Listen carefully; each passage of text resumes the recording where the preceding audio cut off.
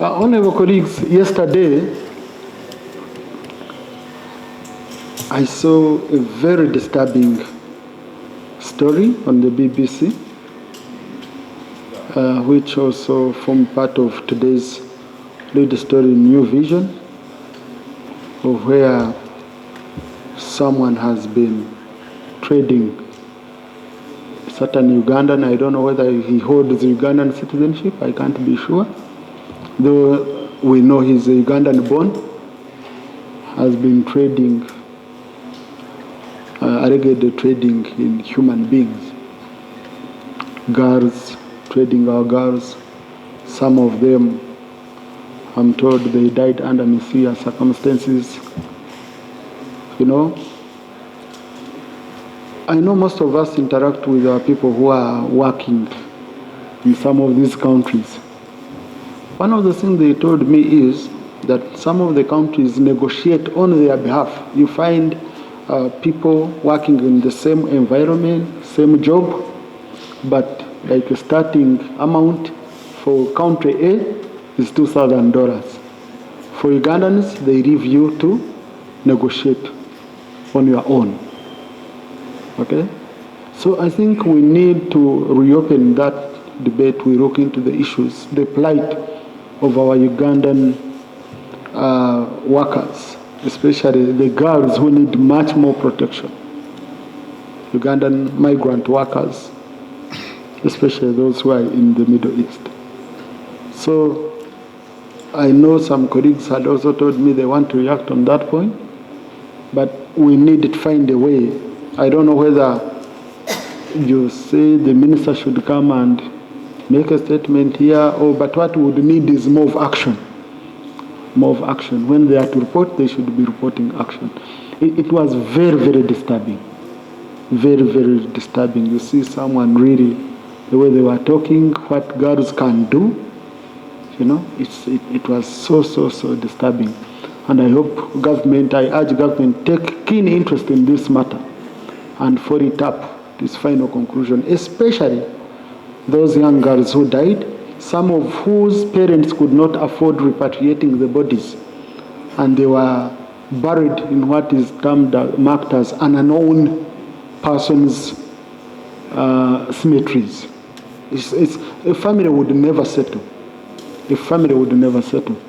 So I urge government, take in interest. We can agree, colleagues, on how best maybe we can get a report after that. But I would urge government take keen interest in this matter to comfort Ugandans. Honorable Sarah Pendi. Thank you very much. I want to welcome you back and congratulate you for winning the NRM primaries. I don't think you have presided over this house since then. However, Right Honorable Speaker, the Yala games aside, I wanted to introduce football for women in Yala. Yes, now women are playing football. But Right Honorable Speaker, on the most serious issue of these unfortunate girls who are taken abroad, a lady got to me from Western Uganda. And actually, it's the reason partly I was calling you. And this lady narrated her story. She was taken to Dubai. And then when she reached there, she thought she was going to work in the supermarket or something, only to find herself in a sex brothel. And finally she escaped and found her way back. Came and reported the case at police. Right Honorable Speaker, it is extremely sad.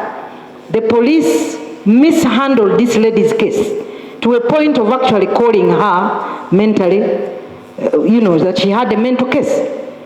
She even went and met the Prime Minister. Right Honorable Speaker. Fortunately, the Prime Minister intervened. They had even confiscated her phone, which had evidence. Finally, the police returned the phone, only for the DPP to close the case. So, Right Honorable Speaker, where should somebody seek justice if you go and report such a case and the police instead turns against you What happens? I have this woman's contacts. I've been in touch with her, and even implicating one of us here, a member of parliament, because she went out using this person's, company. So, Right Honorable Speaker, it is actually, no, I'm not going to go into mentioning the name, but it's a fact. But Right Honorable Speaker, the issue I'm trying to say is that there are many girls who actually go abroad. Point of order. Salo Pendi, in her submission, is referring to one of the honorable members of this house as being implicated over that scandal. And she's talking while facing very many of us this side. Can it be in order, Right Honorable Speaker, that she names the honorable member for the purpose of the record? Thank you. But those which are in the public domain, there is a honorable member, okay, who has accused, and that might be the case. So, but just wait. So, when I saw the story, and the lady reached out to me, I reached out to the lady, I talked to her, okay? And I really want this on record. I reached out to the lady, I talked to her. After I called the honorable member, I put the honorable member on a conference call. I said, what happened? The honorable colleague, I said, Madam, what do you want the colleague to help us with? And she said, I want to return back. These people have denied me access to turn back. So what's the problem? They say they need a certain amount of money, which was coming to around 3 million. So the honorable member said, but I offered to pay that money so that you can come back. You have not told me. The lady says, where you want me to go, the place you're telling me, I don't know about it and I don't want to be roasted. Luckily enough, I was going to Dubai on a personal matter. So I told the lady, I said, in fact, the lady said, who told you I need your money? That's what the lady said. He said, me, what I want is to be allowed to return. I don't need your money at all. This is on a conference call where I'm with a honorable colleague and a lady who was accusing him, and I had seen these in stories. That lady had contested in a certain district. So, me, I didn't know the deeper story. Now, I offered help. I said, no, I'm coming to Dubai. When I reach in Dubai, I'm going for ABCD. After, I'm going to call you, so that I take you to that exact place, okay? And they clear you. But I'm going to ensure I work with the embassy. So I call the embassy. The embassy is ready. Take the ready. And the gentleman, the honorable, says, no, even if you say you don't need my money, these people need this amount of money. So I say, I've sent it to you. Okay?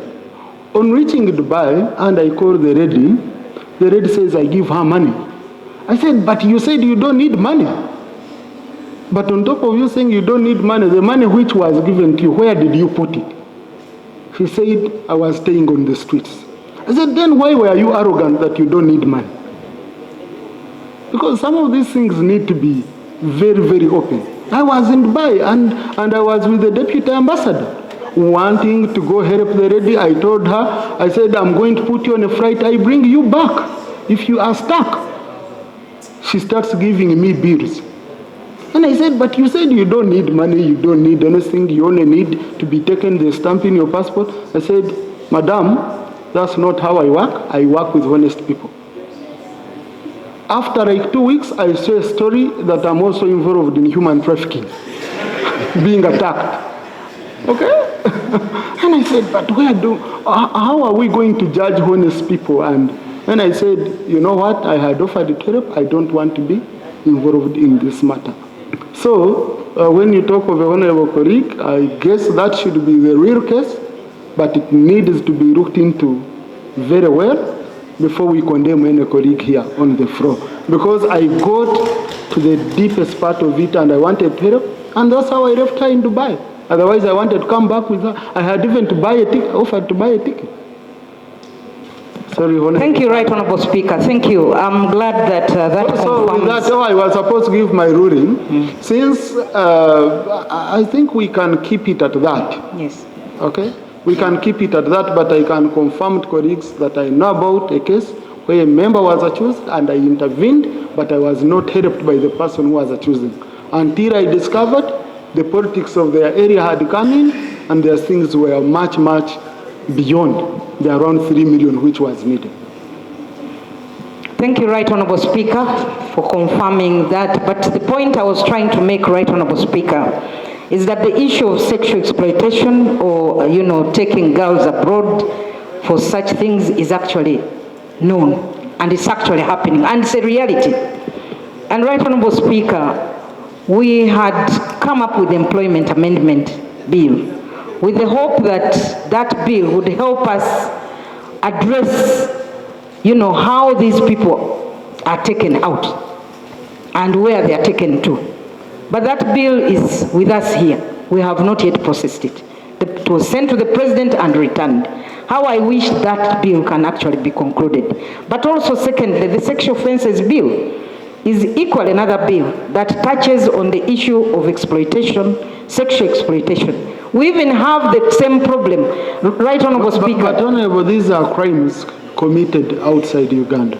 So our biggest issue was, I remember on the employment bill, someone was proposing that we need a special role for migrant workers to address the issue of migrant workers.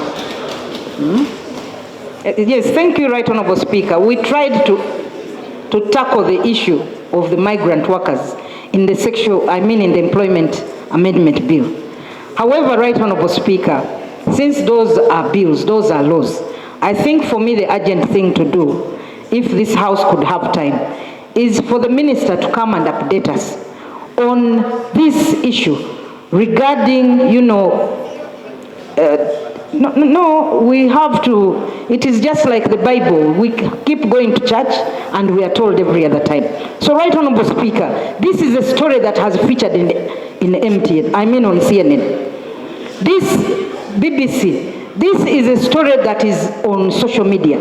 And the man has actually been saying he's untouchable, that he is the police, he is the embassy, he's everything. And this is a Ugandan who has been doing this. So, Right Honorable Speaker, for me, I think I would propose that the Minister comes here with a statement, and then thereafter we can map a way forward on how to deal with the matter.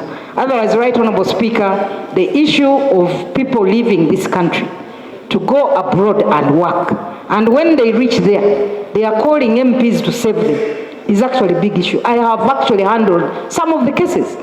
So, Right Honorable Speaker, that is really my proposal. And as I conclude, this was a reaction to your communication. Violation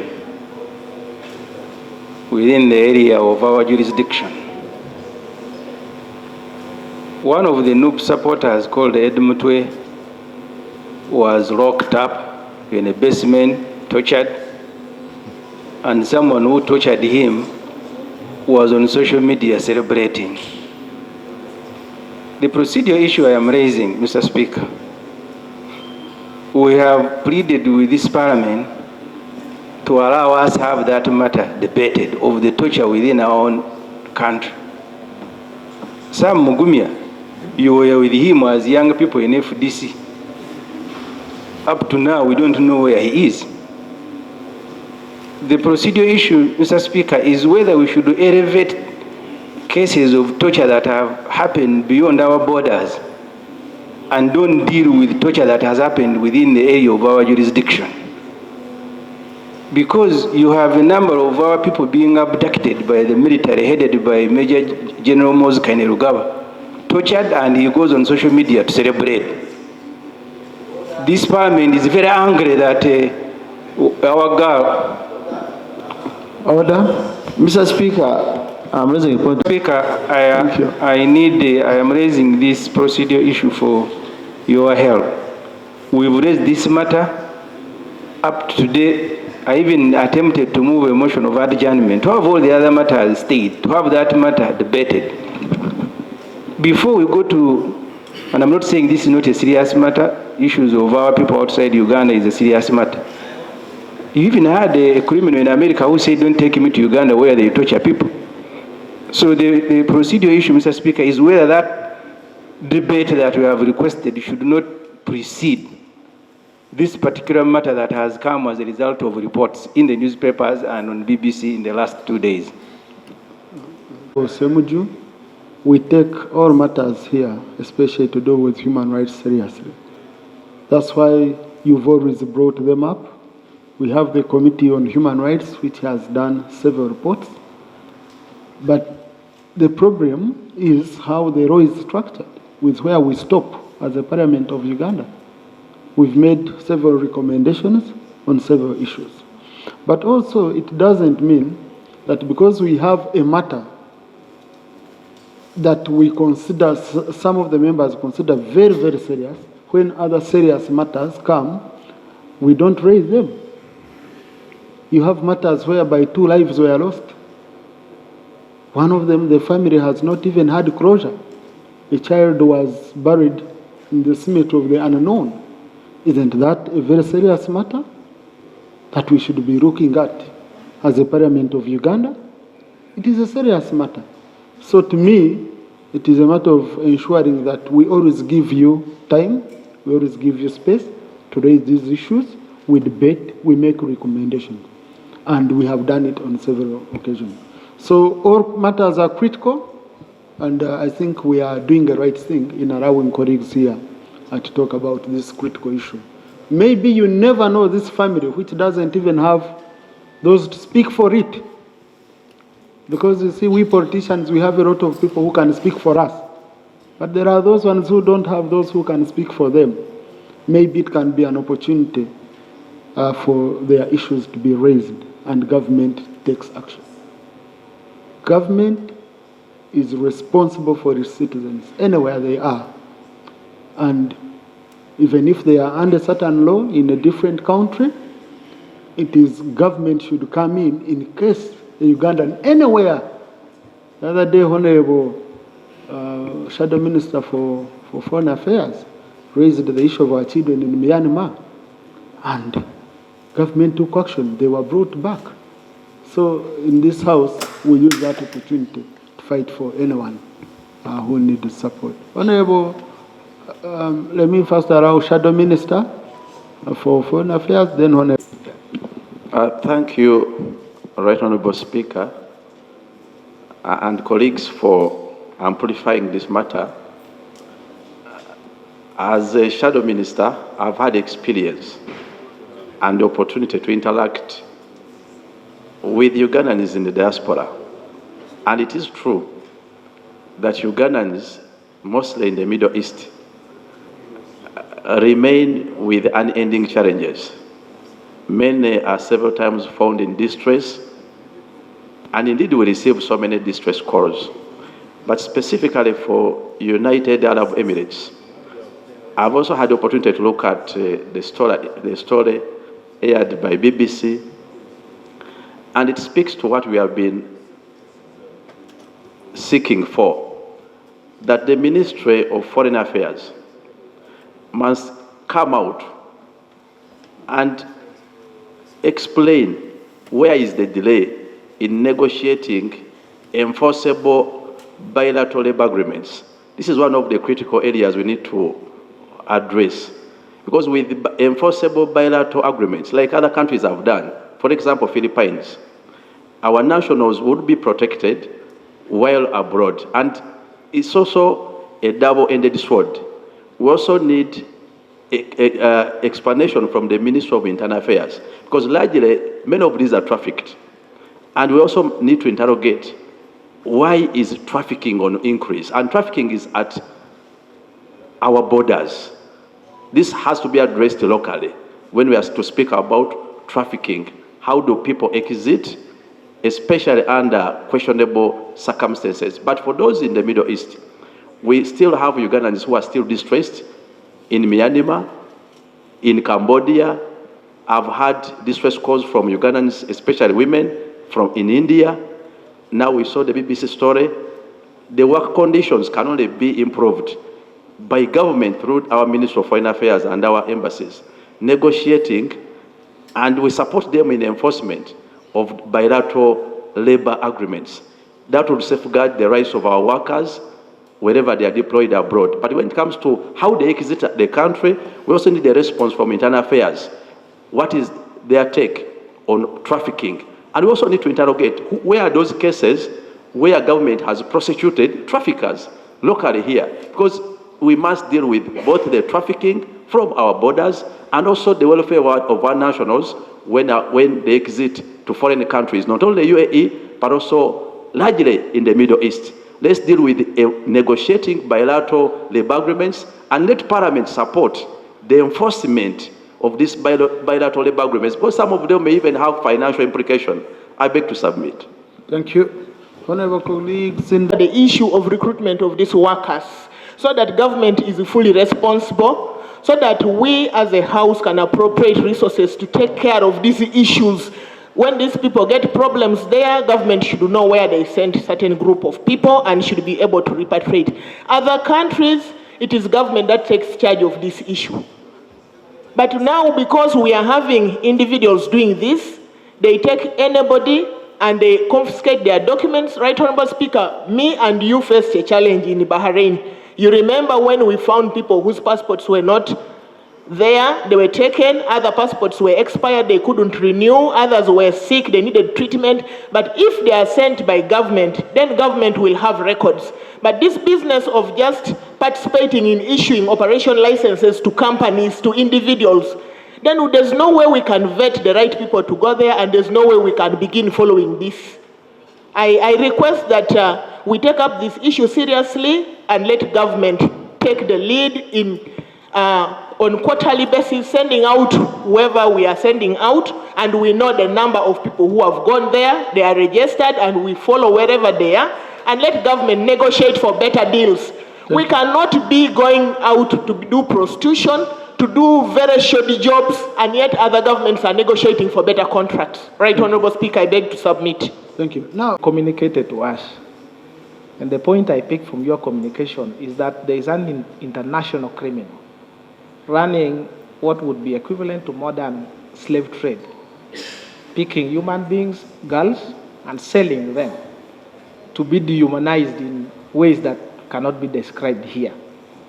So the procedural matter I'm raising, how we have veered off the matter of slave trade and to debate as if we are suggesting that government should take up the responsibility of selling Ugandans abroad for such things, and mixing it with the issue of labor externalization.